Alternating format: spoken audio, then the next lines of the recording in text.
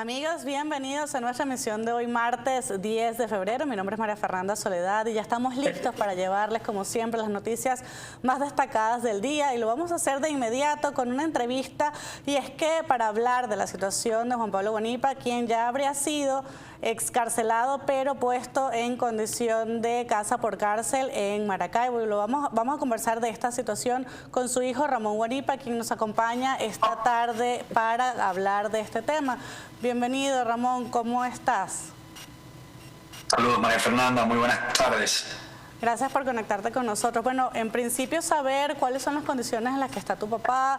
Entendemos que tiene efectivamente un grillete y que ahora sí le pusieron prohibición para dar declaraciones. ¿Qué otras condiciones tiene él hasta el momento? Sí, efectivamente, ahora sí tiene una prohibición para salir en medios de entrevista, en medios de comunicación en general, para emitir declaraciones de cualquier tipo. Además de un grillete electrónico, hay dos funcionarios las 24 horas del día, toda la semana, en las afueras de nuestra casa, realmente en el estacionamiento, pero a las afueras de donde convivimos.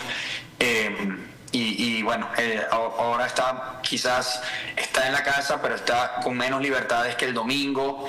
Obviamente por un lado es un momento de regocijo porque ahora estamos en familia, pero sin embargo esto no quiere decir que está libre y no quiere decir tampoco que esto se ha acabado. Sí, efectivamente, como tú dices, está en la casa y es mejor tenerlo cerca, pero efectivamente no está libre. Y cuéntame, ¿cuál es el ánimo que tiene él? Porque yo sé que él es un hombre fuerte y de mucho carácter, pero por más que sea, esta situación es comprometedora. Sí, realmente él se mantiene con el mismo espíritu, con la misma fortaleza, con la misma gallardía. Por un lado, y lo digo por él como padre, sus hijos son lo más importante. Mis 4 hermanos pequeños y mi hija son su vida, y estar cerca de ellos, por un lado, lo revitaliza. Pero evidentemente, como te dije anteriormente, no está libre. No podemos llamar esto libertad, no podemos además conformarnos con esto, con esta medida, porque al igual que él, muchos otros presos sí están en sus casas, y mi tío Pedro Guanipa está preso en su casa también desde hace meses, y otros presos que todavía se encuentran en las cárceles de Venezuela. Es decir, la situación no puede ser normalizada, no lo vamos a normalizar y seguiremos hasta que todos tengan libertad plena, que es lo mínimo que merecen. Una de las denuncias que se hizo fue el hecho de que lo detuvieron con mucha violencia, y entiendo que una de las personas que estaba involucrada en el momento de la captura es un miembro de La Piedrita. ¿Qué contó tu papá sobre esta situación? Mira, efectivamente él relata que fue muy violenta la manera en la que lo abordaron. Es decir, él iba saliendo de una actividad con un grupo de personas, de muchachos, y mi papá ya se había montado en la camioneta con la persona que iba a manejar, y habían otros que quizás no se habían montado. Es decir, estaba todo muy rápido, los interceptan 3 vehículos, se bajan este poco de personas sin uniforme, mal vestidos, con muy mala pinta, además armas largas y una actitud muy hostil. No de alguna manera, y suena hasta surrealista, ¿no? Pero de alguna manera no es como el protocolo normal o que tú podrías asumir, mira, son funcionarios, sí, que al menos se identifican. No, eso fue tal cual un secuestro, tal cual como cuando te llevan para manejar hasta un monte y pedir plata por ti o desaparecerte, ¿no? O sea, mi papá dice que es de los peores momentos que él ha vivido en su vida. Él estuvo muy asustado porque él incluso les reclamaba cuando finalmente lo montan en la camioneta, los hacen bajarse. Él dice, bueno, vamos a bajarnos y ya no confrontemos, ¿qué vamos a hacer, no? Se monta y lo mantienen con la cabeza abajo. Él empieza a preguntar, ¿quiénes son ustedes? O sea, ¿quiénes son ustedes? Eso no es problema tuyo, le responden. Entonces, obviamente empiezan a manejar, y ahí es donde él realmente piensa que lo que va a suceder ahí es lo peor.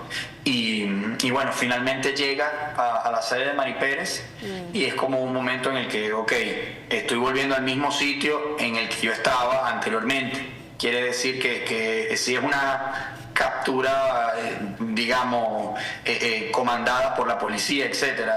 Por eso digo, todo muy surrealista, ¿no? Pero claro, la manera en la que hacen es muy violenta. Y en el momento en que entra Mary Pérez, ¿qué le dicen? ¿Qué argumento le dan? Porque efectivamente la boleta de excarcelación decía simplemente régimen de presentación por 30 días y prohibición de salida del país. No tenía ningún tipo de prohibición de dar declaraciones o manifestaciones públicas, participar en manifestaciones públicas. ¿Qué le dicen? ¿Qué argumento le dan? Bueno, le dicen exactamente eso, que de alguna manera estaba generando algún tipo de desequilibrio. Y él dice exactamente lo mismo, que es lo que yo he estado diciendo. Mi boleta de excarcelación no dice que no puedo hablar, no dice que no puedo declarar, no dice que no puedo salir en los medios. Solamente dice que yo puedo, que tengo prohibición de salida del país y que tengo un régimen de presentación cada 30 días. Es lo único que dice. Entonces yo no he violado ninguna medida. Entonces, en ese sentido, obviamente, porque además todas las detenciones son injustas, pero en este caso tienes hasta la prueba en la mano. Es una boleta que ellos mismos emiten y se contradicen. Entonces, ese es el reclamo que él hace.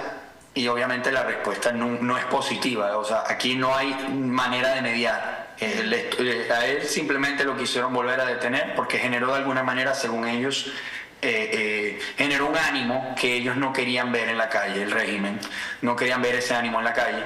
Y bueno, decidieron detenerlo. Acabas de usar la palabra que creo que es clave en este asunto. ¿Tú no crees que generó miedo en el régimen porque efectivamente despertó la calle, despertó el sentimiento de protesta, pero masiva, que la gente se sintiera acompañado en esta lucha, en este reclamo que es muy válido?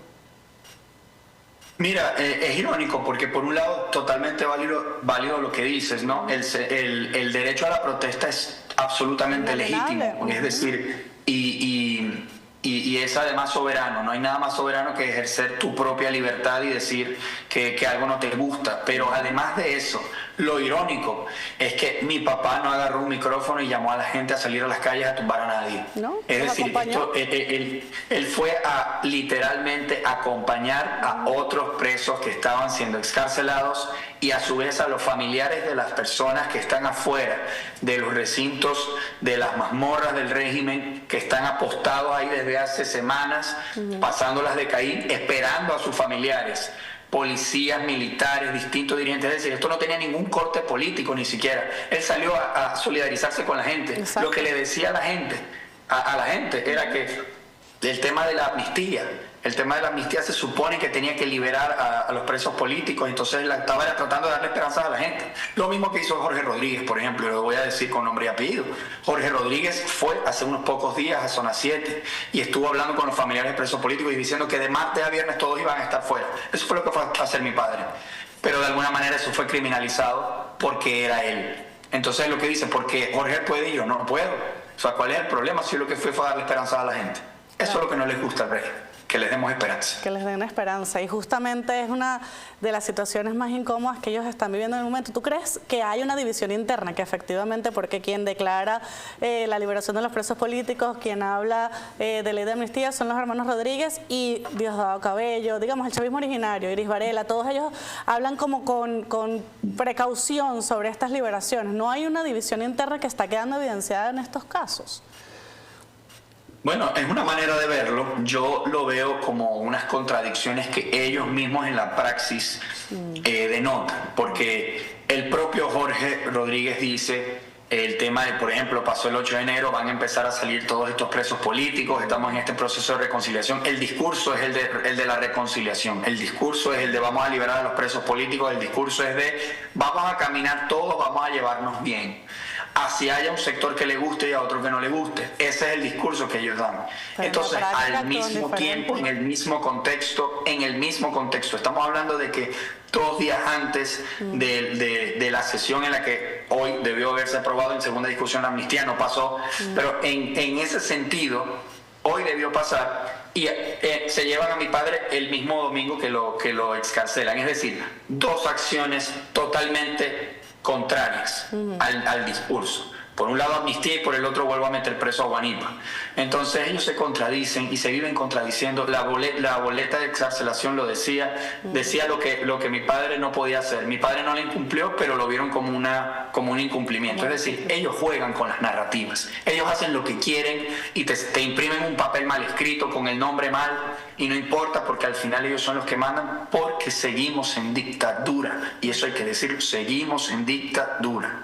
Importante que lo digas con todas sus letras porque es cierto, si no hay libertades y en cualquier momento todos los excarcelados están en las manos de gente que podría decir simplemente ya no quiero que estés libre y vuelve a la cárcel, pues no estamos en una democracia, en una situación normal. Ahora bien, entiendo que los abogados penalistas en el país han explicado que no, en Venezuela no hay una ley, no hay nada que explique cómo operan los grilletes. O sea, no habría cómo ponerle a una persona bajo un mecanismo legal un grillete. ¿Qué les explican a ustedes? ¿Cómo funciona? ¿De qué se trata este mecanismo para tus padres? Bueno, realmente yo desconozco si hay leyes o no que permitan el uso de grilletes. Sin embargo, más lo veo como una medida para tratar de humillar a la persona, para tratar de hacerlo sentir que tiene algo ahí que lo diferencia, en el sentido de esto me recuerda que estoy preso. Porque ya tienes 2 funcionarios afuera. Si fuese que no hay funcionarios en mi casa y ellos tienen que de alguna manera detectar que mi padre violó el perímetro determinado, pero es que mi papá está en su casa con 2 funcionarios fuera en el estacionamiento. Entonces, siempre las medidas son así. Las medidas son desproporcionadas porque en primer lugar no han cometido ningún crimen. Pero eso no es ni siquiera la discusión. A ellos no les interesa que tú logres probar eso, que es muy fácil de probar, porque ellos no pueden probar que sí lo eres. Entonces, esa no es la discusión. La discusión es cómo hacemos para de todas maneras mantenerte humillado. Pero yo creo que en este proceso lo más importante es la dignidad de cada preso político, porque también lo digo por Perkin Rocha, que está exactamente en las mismas condiciones que mi papá, un hombre que fue magistrado, si no me equivoco, un tipo digno, un tipo que está en su casa, no puede dar declaraciones, también tiene un grillete, pero ahí están. Estas son personas que no han sido derrotadas y no las van a derrotar, porque eventualmente van a ser liberadas y eventualmente haremos país, les guste o no. Ramón, te veo envalentonado, te veo con gallardía, te veo fuerte. ¿No tienes miedo? ¿No te parece que podría ser tú declarando por tu padre a quien podrían entonces perseguir ahora? Bueno, mira, yo lo decía más temprano y lo digo con mucha sinceridad y de manera muy humana. El tema no es tener miedo o no. Miedo tiene uno por cualquier cosa. Uno le tiene miedo a un perro. Es decir, el miedo es lo más humano que existe en el planeta. Pero si el miedo te paraliza, porque está justificado que el miedo paralice, entonces todos los venezolanos vamos a paralizarnos, porque todos los venezolanos tienen miedo. Lo que nos está pasando no me está pasando a mí. Yo no hablo por mi papá solamente, o por mi casa, o por mi burbuja. Yo hablo por los presos políticos, por policías y militares. Yo hablo por casos como el de Oscar Pérez, que fue asesinado cuando estaba tratando de rendirse, de entregarse. No, él ni siquiera tuvo el derecho de ir a una cárcel a cumplir una condena. Él lo mataron a sangre fría. Caso de Caguaripano, caso de Iber Chaparro, caso de muchos militares y policías que son torturados en las mazmorras, caso de presos comunes, que son personas que no eran ni siquiera dirigentes políticos, son presos políticos, pero eran personas que estaban yendo a comprar pan. Es decir, aquí te puede pasar lo que sea por lo que sea. Y eso hay que decirlo, porque si nadie lo dice, entonces no hay dictadura, porque nadie se queja. Nadie se queja en Venezuela. Si tú no ves a alguien peleando por la situación del país, entonces ese país está de lujo. Pues no es Entonces, si no levantamos nuestra voz, ¿cuándo van a ayudar a los demás? Porque yo hablo por los demás presos políticos. Yo quiero que salgan todos. Yo no pienso olvidarme de esto si mi padre le da libertad plena. Y no porque yo sea importante o porque sea un dirigente político, porque creo que esa gente merece que levanten la voz por ellos. Y yo creo que eso es lo que me llena de esta ímpetu de seguir hablando, a pesar de las consecuencias.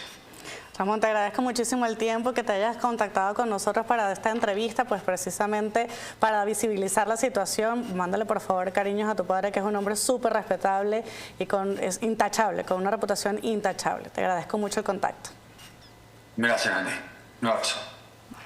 De esta manera nosotros hacemos una pausa, ya seguimos con más de nuestra emisión de hoy.